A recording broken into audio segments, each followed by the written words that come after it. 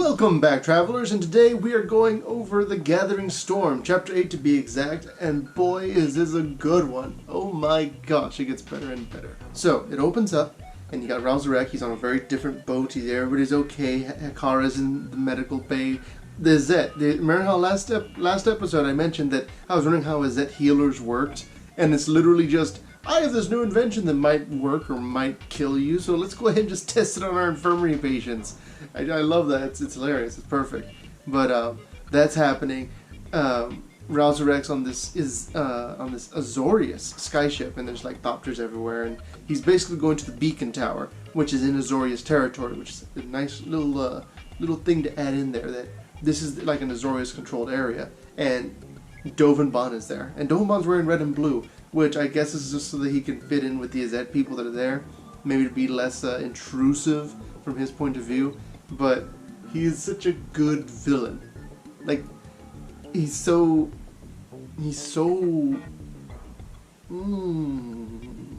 because like he shows him, he's like, yes, hello, I am Dovan, and he's like that the whole time, of course, because he's Dovan, and he doesn't really try to, like, he doesn't show his hand. He does everything he can to kind of just like stay aloof and stay like act like he's oblivious. Like there's even a point where he's like lets a smirk out, and Ralph sees it and is like, wait, obviously Dovan knows more than he lets on. This isn't just some random bureaucrat. This guy has a plan, and he's not letting me know what that plan is. And it's just really cool because obviously they're both blue. Ralph is blue, Dovan is blue. They both have blue aspects to them, and that's why they're able to have that like battle of wits kind of thing just through their conversation. But Ralph inherently doesn't trust him. That's his red versus the white on Dovan. And I mean, later on you see more of the Ralph's red side too, but I mean, just the way their interactions work, and it kind of sets up that Dovan is aware. Dovan is more than just a pawn of Bolas. He's an active participant in his plan, which is really weird, and I'm hoping that they go into more depth on that, because obviously they've been doing a really good job as far as keeping all the characters like fleshed out. So I'm looking forward to what they do with Dovan, because he's going to have a whole bunch of story in the future, I'm sure. The part where Dovan says that his power, his ability, his talent is perfection. The fact that like perfection is what he sees the world. Like he sees the world as something that can be made perfect. He's super blue. He's so blue, but the systems and the ability to see imperfections in such a systematic way, that's where his white comes in. It makes sense for his character so much. We know Hakara is fine. We know that Ral likes Vraska. They're like good friends. But then we have Kaeya. Kaeya wakes up in like an ornate area. She has no idea what's going on, and the people are starting to call her Guildmaster. And she's like, hold on. I killed your Guildmaster. What's going on?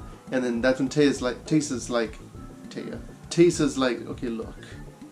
There was a hiccup. You're the Guildmaster now, and you have all the debts of my grandfather, and if you try to leave, your soul will be ripped asunder, and the guild itself will fall apart. And it's like, I see. So basically, you got all these different things happening. Kaeya doesn't really know how to deal with it. Everything hurts. It feels like there's like this physical burden on her. That makes sense now. It explains why she just starts forgiving everybody of their debts. Most likely what she starts doing is absolving little by little the different deals that she's made, that grandfather Karlov gave to her, that she inherited. And that's how she's able to actually just move around, not be as so like restricted basically. It's just by slowly forgiving each person's debts in return for one of her debts to be like erased.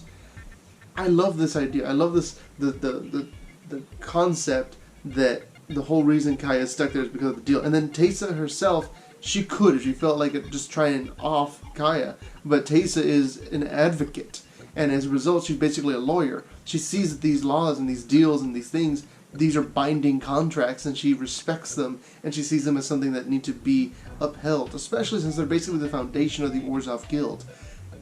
It says a lot about Taysa herself, because obviously she felt like she could kill Kaeya.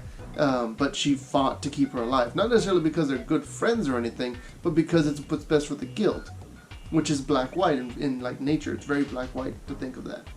We also get another glimpse at Kaeya's homeworld, which the sky is basically falling apart. The sky is falling, I guess Chicken Little world, but she knows that Bolas can fix it. Of course, Bolas we know never does, because why would he? Even if he hadn't been killed in the war, killed in the War of the Spark, then he wouldn't have done it anyways. But we know that Kaeya, that's what she's hoping for, that's what she wants, and that's what when Bolas appears to her in the guise of an old man, she's like, okay, well, I did my side of the bargain. He goes, hold on, no, you didn't.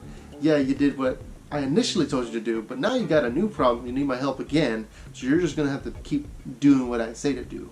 And he goes, then I'll fix your world. And he's like, Bolas knew entirely what was going to happen, obviously, because he's Bolas, and I mean, that means that she still has something to do for him, and we're gonna see what that is. Obviously, by the time of War of the Spark, she's like, forget Bolas, I'm not dealing with that guy anymore. But we need to see why that happens. Why she finally just says, forget you. We get a chance to see Ral Zarek once again shine, because he's having a flashback, and it's with Elias, and it's with all the stuff that was happening then, and it's already after Bolas has been like, hey, buddy, do this work for me and I'll make all your dreams come true. I'll make everything you've ever wanted happen. And I was like, so I can basically I can help Elias out. That's what he's seeing. So Elias is there, he's having this like big dinner thing, and everybody's all like, because it's like high society, and they basically just immediately accepted him. Obviously it's because of the mind control of Bolas and the pulling of strings and such that made him just accept Elias and Ral like nothing, but not so much Ral. Ral, instead, is an assassin. He's a red-blue assassin, which is pretty cool.